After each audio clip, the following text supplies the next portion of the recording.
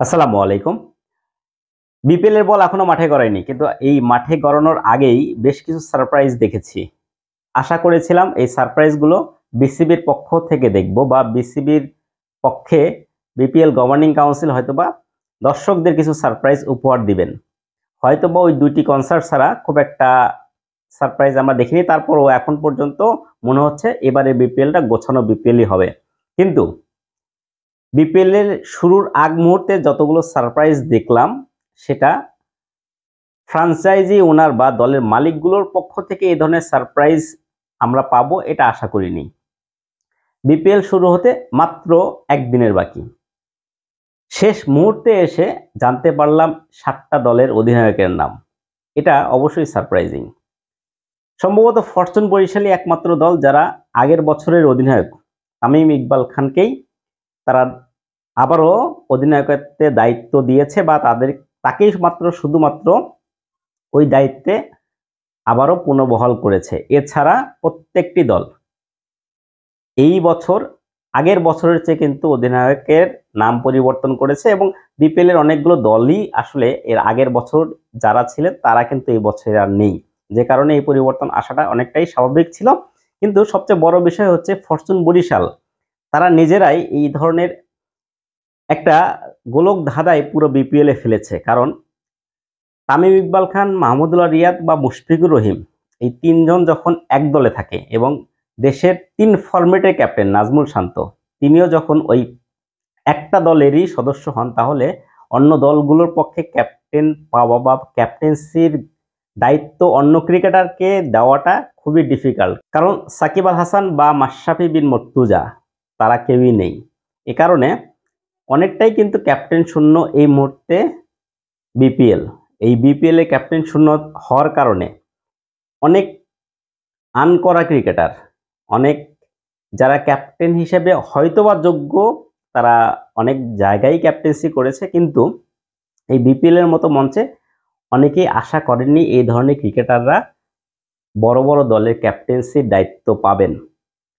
ইতিমধ্যেই সেই নামগুলো সবার হাতেই পৌঁছে গিয়েছে। আমিও এই নামগুলো বলছি। তামিম ইকবাল খান ফরচুন বরিশালের ক্যাপ্টেন।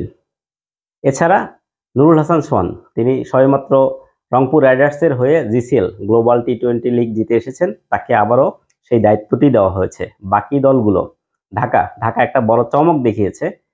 লিটন কুমার দাস তাকে অধিনায়কত্বের দায়িত্ব না দিয়ে, লিটন কুমার দাস সর্বশেষ বাংলাদেশের হয়ে তিনটি টি20 ম্যাচের সিরিজ হোয়াইট ওয়াশ করিয়েছে কিন্তু ওয়েস্ট ইন্ডিজকে, এবং সেখানে বেশ ভালো ক্যাপ্টেন্সির দায়িত্বে ছিলেন। তাকে কিন্তু ক্যাপ্টেন্সির দায়ভার দেননি। তার পরিবর্তে একমাত্র এই বিপিএল এর একমাত্র বিদেশি ক্যাপ্টেন থিসারা পেরেরা তাকে দায়িত্ব দিয়েছে ঢাকা।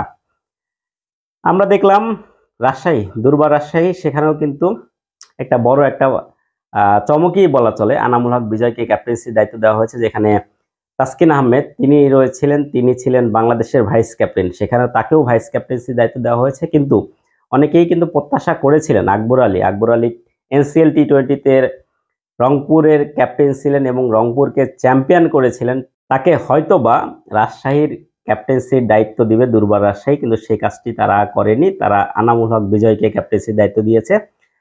খুলনা এবার বাংলাদেশের আরেকজন মেহেদী হাসান মিরাজ, তাকে ক্যাপ্টেন্সির দায়িত্ব দিয়েছে। যদিও ইমরুল কায়েস কিন্তু ছিলেন, তারপরেও যেহেতু মেহেদী হাসান মিরাজ বাংলাদেশের সম্ভাব্য আরেকজন ক্যাপ্টেন, এই জন্য হয়তোবা খুলনা তাকে দায়িত্ব দিয়েছে। কিন্তু সিলেট যে কাজটি করেছে এটা আসলে আরেকটি অবাক করার মতো।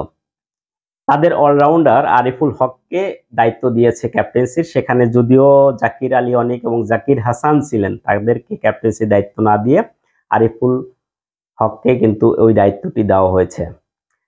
এছাড়াও বড় একটি দল চিটাগাং কিংস, তারাও ক্যাপ্টেন্সির শেষ মুহূর্তে দিয়েছেন মোহাম্মদ মিথুনকে, কারণ তারা সাকিব আল হাসানকে ইনক্লুড করার পরও সাকিব আল হাসানের অনুপস্থিতির কারণে মোহাম্মদ মিথুনকে ক্যাপ্টেন্সি দিতে হয়েছে।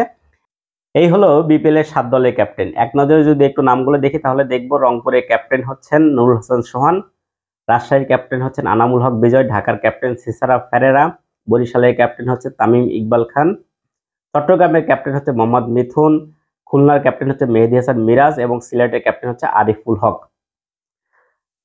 আমার ওই সংখ্যাটার কথা এই কারণে বলছিলাম যে কিছু কিছু ক্রিকেটার রয়েছেন এই ক্যাপ্টেনের মধ্যে যারা আসলেই আমার মনে হয় না ডিজার্ভ করেন প্রত্যেকটি ম্যাচ খেলার মতো, খুবই ভেরি ভেরি অনেস্ট।